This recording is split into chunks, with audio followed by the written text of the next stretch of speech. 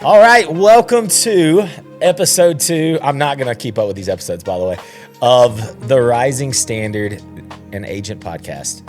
And today I have the amazing Kelsey Abear Shiers. Shiers. No, what'd you think I was going to say? Shears? Rux calls me every day. It used to be Kelsey. Now it's Shears. Shears. Rux. That's okay. I'm glad he gives you like some sort of weird, like, because he goes, when he answers my phone call, he goes, Harry. And I'm like, and now his wife does it. So if I call Jen, she does me the same way. Yeah, it's Harry. That was actually a really good impersonation of her. That sounded just like her. Harry. So, anyways, all right. Well, Kelsey, today we want to hear your story. I am gonna talk about you for a second, if that's okay. Okay. All right. So, I've known Kelsey for a long time. We were competitors. We started. We didn't start at the same company, but the second company I was at was the company that she started at. There was an agent inside that company that went and did their own venture. You could talk about that if you want to. And then I tried like whenever she was walking out the door. I think you had actually like just put your final box in your car. Yes, I was in the parking lot. Yeah, I remember that. and you were leaving like for the final time. I think you had just told the TL that you were out. And I'd already been through multiple meetings trying to get me to stay. So I was worn out and I was headed out the door of my box. And but you thought I was part of the plan though, didn't right, you? Right. I wasn't part of the plan. You whipped in beside me and was like, hey, and I was like, oh God. Oh, no, it was because Brahman and I were friends at the time. Yes. And she was like, she came to me and she was like, Harrison, it's a mistake. It's a mistake. Like, there's more opportunity out there for her. It's a mistake. And I was like, I mean, I'll shoot my shot. I mean, whatever, you know? Yeah. And so, no, Kelsey swiftly turned me down. It was like pretty much a go fuck yourself. Beep. Beep. Jordan ain't even turned in over there. He's used to it. Let's be real. So we parted, I say we parted ways. Me and her weren't working together, but we were just in the same company at the time. And then, she went and did her own thing for years. And I had actually been talking about you for probably about 2 years before you came. Now, you and I never spoke, but me and Amanda, like Chris, we were talking about, so it's hard. So we're a different brokerage or team. We have high standards. We have a lot of accountability. And every time we go down a list of if agents were willing to come over here and work with us, who would we want? And as we went down the roster, I mean, there's always you've been a part of those conversations now, and you're like, well, shoot, I don't. Let's just get new ones in here and just teach them, and your name always came up, and it was just one of those things. Like it's almost like I believe put out into the world what you want back out of it. You had to have, because it was never on my radar. And I'll never forget the last deal we had together was going south. And I dreaded calling you. And I would always text you and you always call me. And I'm like, what does he want? And about the third call, I was like, he's recruiting. You would stay on the phone and visit for 20 minutes about nothing. And I'm like, what is he doing? I wasn't recruiting. But at the end, the last conversation we had, you were like, recruiting. Kelsey, if you ever decide to change, we're over here hanging out. I hear you. Because I mean, you were awesome to work with. Even in a bad situation, you're still very pleasant. Even as long as I wasn't mean to you and you didn't have to stand your ground, right? Yeah. Which was I mean to you? Not then, no.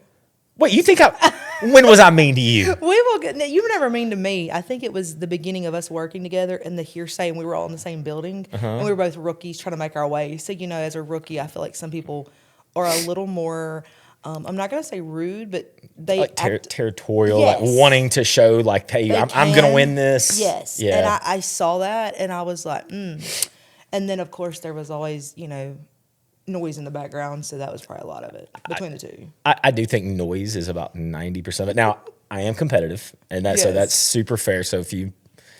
I am too. So, I mean... Yeah, she does. She wants to win just as bad as I do, I promise. That's probably why we make great partners. But, if you're my competitor, you're my competitor. Don't be mad. I'm here to win, and I can't be mad at you for providing for your family either, So anyways, well, I just wanted y'all to know how Kelsey and I knew each other, and we'll talk about some other fun facts as we go down the road. But okay. Kelsey, why don't you kick us off here? Tell us your story.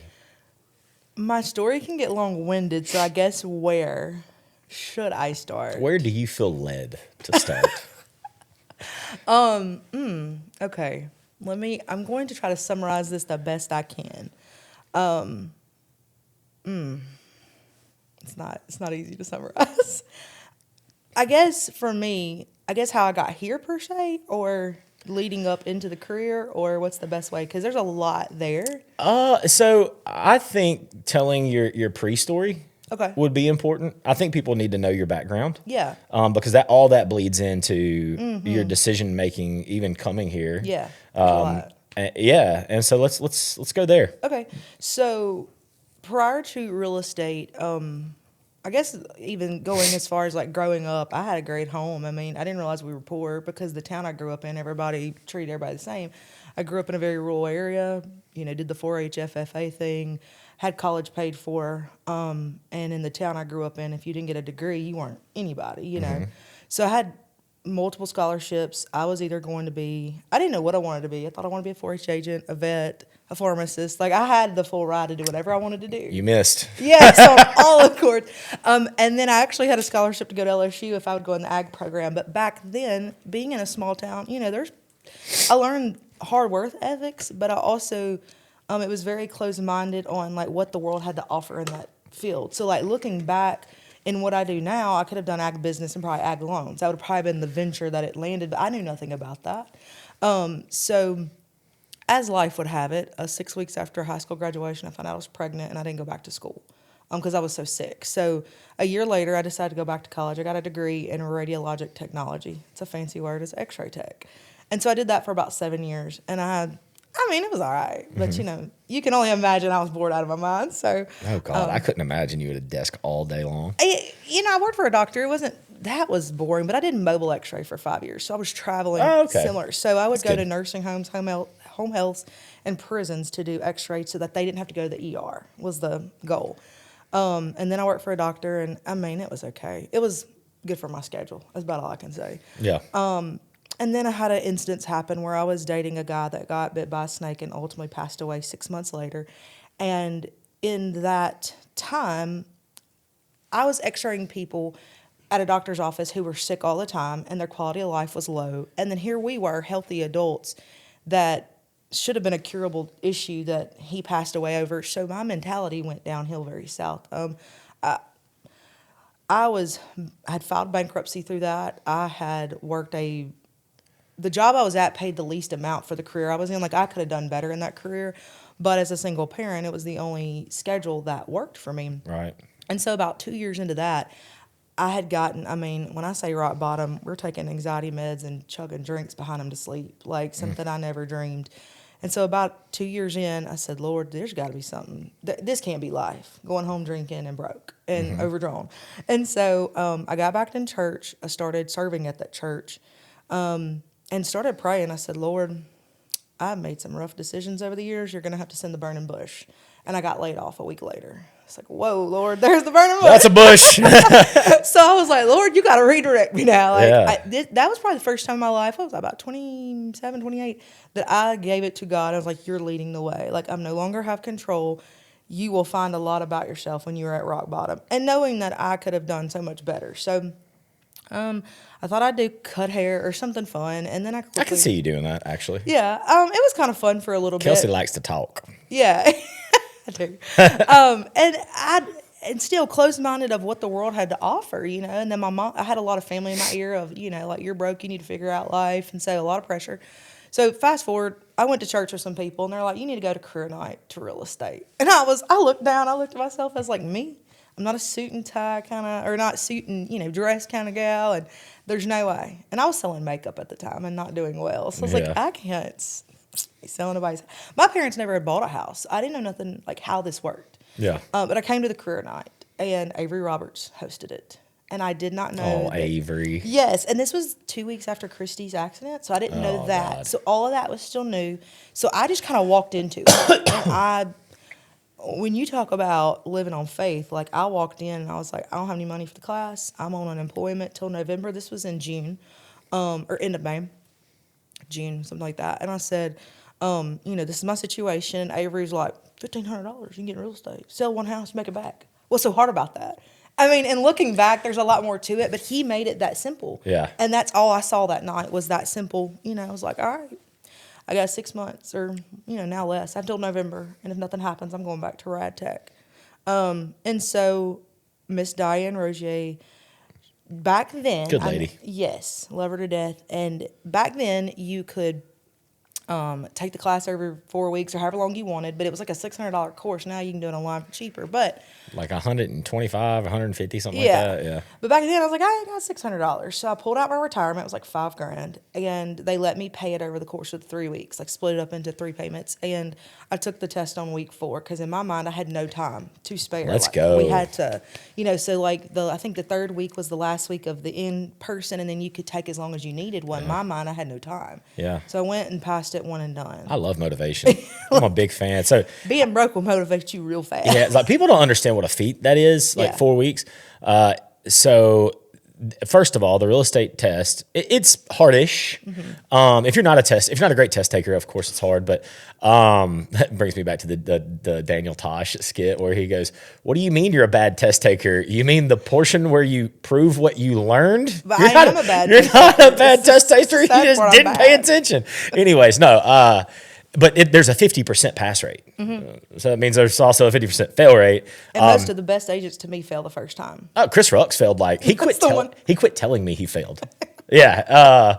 It was pretty funny. And then actually got in his education records one day. I didn't even know I had access to it. And I was scrolling through, I was like, oh, he didn't tell me about half of this. Like Yeah, it was like double he told digits. me. He took a lot of tests. But now he's selling 78 plus units a year, so who cares? But so she did that. Not only did she do it, like most people I see 2 or 3 months is around when they start getting ready to take their test. She did it in 4 weeks. Like that is high motivation. Yeah, in my mind, I had no time to waste, and then I would just show up every day to the office and like wherever you needed me, phone duty. I think you actually paid me to go do a sit on a pool inspection, like whatever people wanted. That's what I was there. So I think I passed my test and got officially licensed at the end of August. I think was the timeline. What year was that? 2017. Okay. And then, so I started, at the company and got recruited on a team within 2 months, which to me was a leg up just because I would have help and have leads and all the things, you know. Regardless of what you think about teams, and I'm not just talking about HL, I think that everyone, if you do not want to be a team leader, and I say everyone, not everyone needs to be on a team. There are some lone wolves out there who do not, like I can name 2 or 3 good agents, like not hating on them at all, that should not be on a team. They live in their own world. They work on their own schedule. They don't play as nicely with others. It's not that they're bad people by any means, and they're not bad agents. They're successful. But I think the majority should be on a team. Yeah, no, I agree. So I'll say I had business rolling. I got my first paycheck in December, but I had a lot of business rolling that just kept getting delayed. But it timed out where literally my unemployment ended, and I started getting closings the following month. So I was like, all right, Lord. So I was doing a 90-day call where you had to report your numbers, tell what you were doing. It was a GCI call. What's Yes. up? Yeah. I was on this with you. I was Yes. I was at Nuke's in the back patio. I don't know where you were sitting, but Sometimes in my car, sometimes at the office. But Yeah. I did that call, and you would have to do like a goal for yourself monthly, and you would have to report numbers. And at the beginning, my numbers were, zeroed out. At the end of the 90 days, I hit my goal to move out of my mom's house and live on my own. And so by January, I signed my first lease to be on my own. And let me back up. When I lost the guy I'd been with, and then I moved in with family, so I'd always been living with somebody up to this point. So it was a big deal for me. And then as life would have it, I'm going to just fast forward for the next 8 years. I've changed companies. I've been on teams. COVID happened. I ended up getting pregnant, had a son, decided I want to go back on a team because of now my life situation has happened. Because I had some roller coasters in real estate. I ultimately loved it, and I burned out because I didn't learn kind of how to manage it. So we'll fast forward to 2021. Real estate was wild. Everybody made money that didn't even know how to make money. it was free. Your neighbor who no longer sells real estate, they did well in 21. Yeah. And it was weird. 21 was a weird time frame, or even 2020, I guess, is when COVID started. Yeah. My son was barely a year old. My parents had jumped in to help. Both of them would take turns watching him. I worked long hours. And I'd say life was great. We did just start noticing some developmental delay with Jude at that point. But when COVID happened, doctors blamed it on COVID. They blamed it on, you're not around the world, we're going to wait, yada, yada. So we fast forward into 21 where it's more noticeable. And in May of 21, my mom gets sick and passes away in June of COVID aftermath. I wouldn't say it was directly COVID, but she had some health issues. Did she get the jab? No. No. But she was in stage 1 kidney failure, but she also worked like I did, 60 hours a week, never let it stop her. But that was a family, we have family history of kidney disease in our family. So, Okay. so we were a little shocked and caught off guard by the situation, but she spent 2 weeks in the hospital. And luckily, being on a team, I basically could give up my work to the team while I was able to be there for her. I will say in 21, I probably missed the most work and made the most money up until this year. And then we'll kind of get into that. But my dad did get said jab and took his own life in September of the same year. And that is a tough year. It was there was a lot of things that I'm leaving out just for time's sake of what happened from May into September of that year. So you have to understand, my whole life was flipped upside down. I lost care, I lost support. My dad and I were extremely close. Not me and my mom were too, but my dad and I had a different relationship since I was a little kid. And so, and real estate was so busy, I didn't have time to really sit and grieve it. I did, and I'm the type to keep busy to keep my mind off of it, and I deal with it when I needed to. So that happened. And then in 22, we get the official diagnosis that Jude's autistic. So that is a whole new world for us and going to therapy, how to manage our schedules, who can keep him. What's your mindset during that time? You have, if I had to highlight your life in between 20 and 23, I would just call it the title Chaos. Loss and Chaos. Chaos. Yeah. It was very chaos. Is probably a good word for it. I have that tattoo. Yes. Right there. I want to find something that kind of represents that year, which is kind of funny. I do have the semicolon, which represents PTSD and suicide. And I don't know if you can say that. Jordan is golly, would y'all please quit saying that word? I was going to say, you have to say unalived. Okay, bleep that out. He's going to now. Edit. Yeah. But anyway, I got to find a tattoo that talks about that year. My bad, dog. He'll edit it. It's fine. Yeah, I don't want to get not seen. You're going to get canceled before we even get started. But there's a lot to that story. So I would say chaos, and yet I had been at rock bottom and I was not going back. So I guess let me back up. I hit rock bottom in 2015-16 when all that happened with my boyfriend that had passed. And then in 2019-2020, after I had Jude, I went through a little slump of not wanting to do anything. And I think that was postpartum depression. We lost a vehicle over it. Income was, down. And I finally said, I'm not doing this again. It's time to come out. So that's when I had joined the team and that, life happened. So 21 to 23 was pure nuts for me. I'll have to say that real estate kept me busy mentally. And then Jude, I feel like I had no time. So my siblings, I talk about this. I had one sibling that kind of checked out for a little bit. Just had to take care of herself. I wouldn't say she checked out in a bad way. Just, had to tend to things.